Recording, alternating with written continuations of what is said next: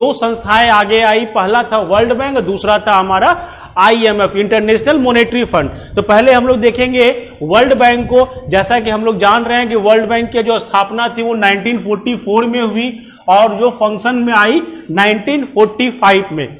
World bank नाम से उस समय कोई संस्था नहीं बनी थी, संस्था बनी थी IBRD, international bank for reconstruction and development. इस नाम से संस्था बनी थी, यानी 1945 में जो संस्था काम करना शुरू की वो काम करना शुरू की IBRD, international bank for reconstruction and development. But आज के डेट में अगर हम बात करें वर्ल्ड बैंक को, तो वर्ल्ड बैंक कोई एक सिंगल एजेंसी नहीं है। World bank group of 5 institutions को हम लोग कहते हैं वर्ल्ड बैंक, यानी कि इसमें 5 इंस्टीट्यूशंस हैं, पांचों को मिलाने के बाद ही वर्ल्ड बैंक बनता है। लेकिन मान लो कि अगर आपको कभी ऑब्जेक्टिव में क्वेश्चन आ जाए एग्जामिनेशन में कि बताओ वर्ल्ड बैंक कौन सा है, आपके पास 4 ऑप्शन रहे, एक दे दिया जाए IBRD, दूसरा दे दिया जाए आपको IDA, तीसरा दे दिया जाए IFC और चौथा मान लो दे दिया जाए WTO। आप बताओ कि इसमें वर्ल्ड बैंक कौन सा है। ये आपको ऑप्शन ABCD दिया हुआ रहेगा, तो आप इसमें कंफ्यूज मत होना। इन दैट केस आप ऑप्शन मारोगे हमेशा IBRD को। बट वर्ल्ड बैंक का मतलब जो होता है वो होता है IBRD प्लस IDA, दोनों को मिलाकर ही हम लोग कहते हैं ये मेरा वर्ल्ड बैंक है। और बाकी जो कहलाता है वो कहलाता है ग्रुप ऑफ वर्ल्ड बैंक, यानी ये जो लिखा हुआ पांचों है ये लिखा हुआ है वर्ल्ड बैंक का ग्रुप, जिसमें हम कहेंगे IBRD और IDA ये दोनों मिलकर ही वर्ल्ड बैंक बनाती है। अब बाकी जो इंस्टीट्यूशंस हैं वो वर्ल्ड बैंक ग्रुप के इंस्टीट्यूशंस हैं। तो ये दिमाग में कॉन्सेप्ट क्लियर रखना। एग्जामिनेशन पॉइंट ऑफ व्यू से ये हम क्लियर कर रहे हैं कि वर्ल्ड बैंक को लेकर अगर आपको ऑप्शन क्वेश्चन आता है और ऑप्शन दिया रहता है, अगर पेयर में है तो IBRD plus IDA is called world bank. IBRD में टोटल 189 मेंबर्स हैं, जिसका आपका कॉन्स्टिट्यूशन 1945 में हुआ था। IDA इंटरनेशनल डेवलपमेंट एजेंसी, इसका सेटअप 1960 में हुआ था, इसमें मात्र 173 मेंबर्स हैं।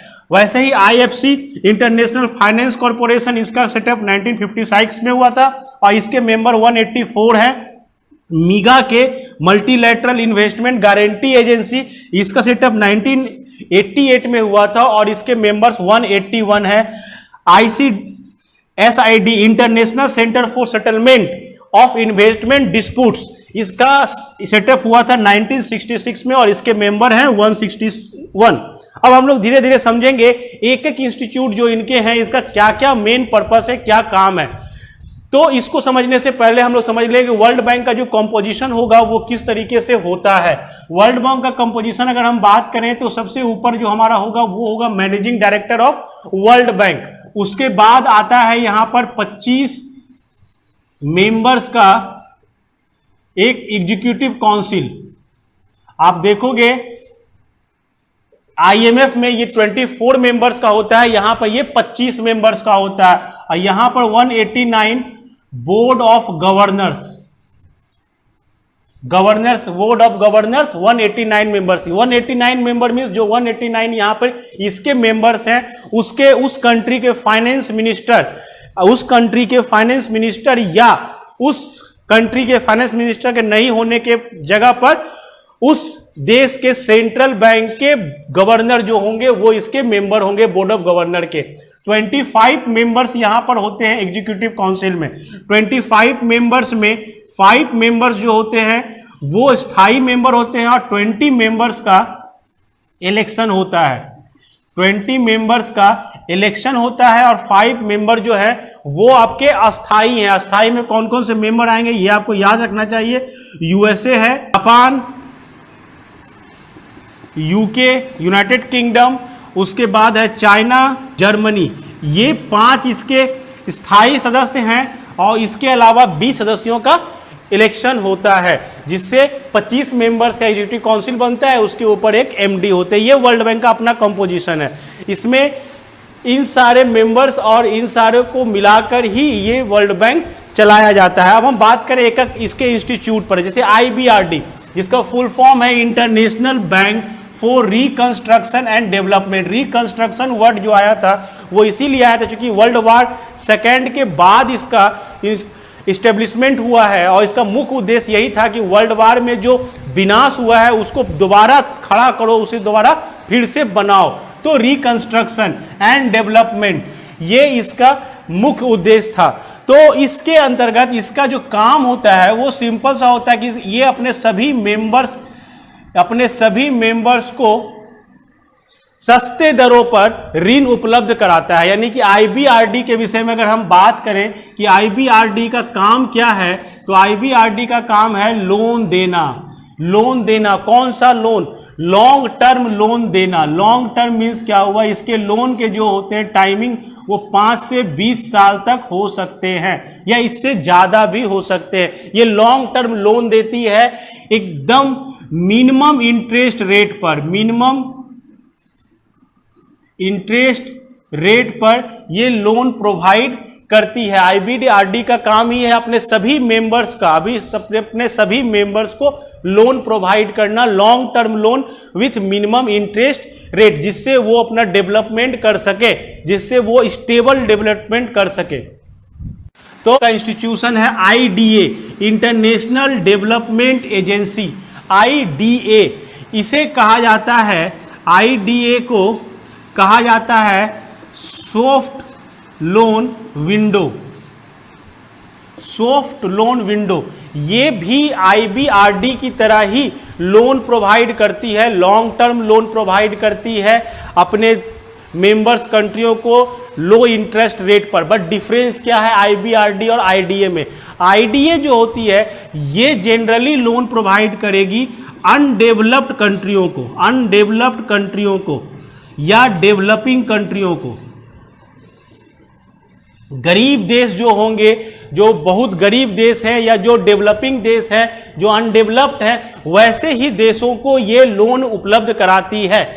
आपको ये जान के समझ में आना चाहिए कि आईबीआरडी से इंडिया लोन लेता है, बट आईडीए में इंडिया लोन देने वाला कंट्री है। मींस क्या हुआ कि आईडीए के तहत अगर किसी गरीब देश को लोन दिया जाता है तो उसमें इंडिया आईडीए को पैसे प्रोवाइड करती है लोन देने के लिए। तो आईडीए का मुख्य उद्देश्य है लोन देना, लॉन्ग टर्म लोन देना, लो इंटरेस्ट रेट पर या जीरो इंटरेस्ट रेट पर। ये जीरो इंटरेस्ट रेट पर भी लोन प्रोवाइड करती है, ये जीरो इंटरेस्ट रेट पर भी लोन प्रोवाइड करती है। बट कंडीशन यही रहेगा इसके साथ कि वो जो लोन लेने वाला देश है वो अनडेवलप्ड हो, वो पूरी तरह से गरीब देश हो। जैसे कि आपके साउथ एशिया में बात करो तो पाकिस्तान, बांग्लादेश, भूटान, नेपाल, ये सब लोन लेने वाले हैं, जबकि भारत जो है वो लोन देने वाला है थ्रू डब्ल्यूबी।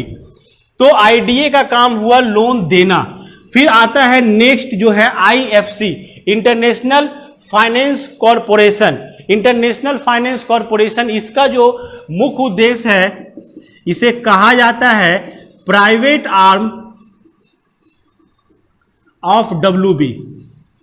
ये अपने मेंबर्स देशों के प्राइवेट कंपनियों को लोन प्रोवाइड करती है। जैसे कि मान लो कि हमारे यहाँ टाटा है या हमारे यहाँ अंबानी है, अंबानी को कोई प्रोजेक्ट लगाना है और उसे लोन नहीं मिल पा रहा है देश में, तो वो इंटरनेशनली चाहे लोन लेना तो वो किसी इंटरनेशनल बैंक के पास ना जाके वो वर्ल्ड बैंक के पास जाकर लोन ले सकती है। तो आईएफसी का मेन काम है कि अपने मेंबर्स कंट्रियों के देश में जो इंडस्ट्री है, जो प्राइवेट फर्म है, उसे लोन प्रोवाइड करना। लोन प्रोवाइड करने के पीछे का रीजन ये है कि वो जिस देश में भी अपना इन्वेस्टमेंट करेंगे वहां पर वो उससे वहां पर डेवलपमेंट को लाएंगे, सोशल डेवलपमेंट को लाएंगे, इकोनॉमिक डेवलपमेंट को लाएंगे। यानी आईएफसी का मेन काम है प्राइवेट कंपनियों को लोन देना जिससे वो डेवलपमेंट कर सके। नेक्स्ट है मीगा, multilateral investment guarantee agency.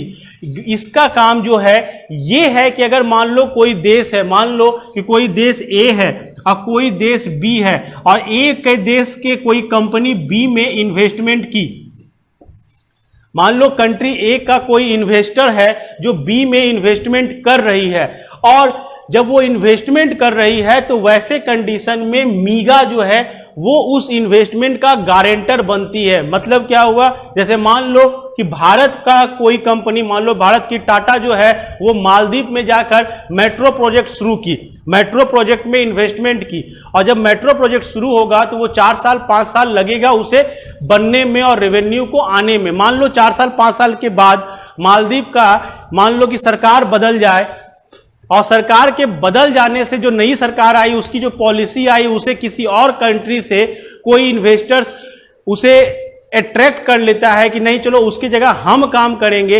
In that case हमारे कंपनी टाटा का तो पैसा फंस गया। वैसे कंडीशन में मीगा काम करती है। मीगा वहां पर गारंटी प्रोवाइड करती है उस कंपनी को कि आपका इन्वेस्टमेंट डूबेगा नहीं, अगर डूबता है तो हम उसको कंपनसेट करेंगे, आप इन्वेस्टमेंट करें। यानी कि ये आपके इन्वेस्टमेंट में गारंटर का काम करती है। नेक्स्ट जो है वो है हमारा ICSID, international centre for settlement of investment disputes. ये क्या है, इसका जो स्थापना हुआ वो 1966 में हुआ और इसके टोटल अभी 161 मेंबर्स हैं। इसका काम है कि अगर मान लो कि उसके देश, दो देशों में अगर कोई डिस्प्यूट हो जाता है इन्वेस्टमेंट को लेके, या किसी प्रकार का वर्ल्ड बैंक के अन्य देशों में कोई डिस्प्यूट होता है, तो उस डिस्प्यूट को ये उसके लिए एक मध्यस्थता करने के लिए ये काम करती है और डिस्प्यूट को सॉल्यूशन करती है। या कहो कि यूएनओ जो है, यूएनओ भी कभी कभी इस सेंटर को देता है कि दो देशों के बीच में अगर कोई झगड़ा है तो उस झगड़े को सुलझाने में इसका उपयोग किया जाता है। आपको इसमें इंपॉर्टेंट पॉइंट ये याद रखना है कि इंडिया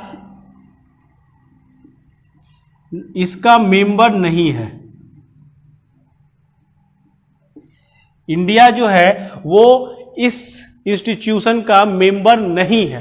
क्यों करना है, इसके पीछे इंडिया का लॉजिक है कि इंडिया का लॉजिक अगर हमारा किसी से झगड़ा होता है, अगर हमारा किसी अन्य देश से झगड़ा हो जाता है तो उस झगड़े को सुलझाने के लिए हम लोग बायलैटरल अपना डायलॉग करके उस झगड़े को सुलझा लेंगे। हम तीसरे की मध्यस्थता नहीं चाहते हैं। यानी कि इंडिया का ये सिंपल सा कॉन्सेप्ट है कि हमारा झगड़ा अगर किसी देश के साथ होता है तो हम उस झगड़े को खुद सुलझाएंगे। इसमें किसी तीसरे पक्ष की हमें आवश्यकता नहीं है। तो ICSID का मेंबर भारत नहीं है, बाकी 4 का मेंबर भारत है। यानी अगर हम कहें कि अगर आपको ऑब्जेक्टिव में क्वेश्चन आता है कि वर्ल्ड बैंक ग्रुप का मेंबर इंडिया है, वर्ल्ड बैंक ग्रुप का क्या इंडिया मेंबर है, तो आपको उसका जवाब नहीं देना है। क्यों नहीं देना है? क्योंकि भारत पूरे ग्रुप में 4 इंस्टीट्यूशंस का तो मेंबर है बट 5वें का मेंबर नहीं है। तो इस को घुमाकर आपको पूछा जा सकता है कि वर्ल्ड बैंक अगर पूछता है कि वर्ल्ड बैंक का मेंबर है, तो वर्ल्ड बैंक जो था हमने बताया था कि IBRD और IDA दोनों को मिलाकर बना। इस दोनों को मिलाकर हम लोग कहते हैं वर्ल्ड बैंक। तो भारत वर्ल्ड बैंक का तो मेंबर है बट वर्ल्ड बैंक के ग्रुप का मेंबर है। तो ग्रुप में 5 उसके इंस्टीट्यूशंस आते हैं। अब चूंकि भारत 5 का मेंबर नहीं है, एक में इसमें ऐसा है जिसका भारत मेंबर नहीं है, तो आपको इस पर ध्यान रखना है।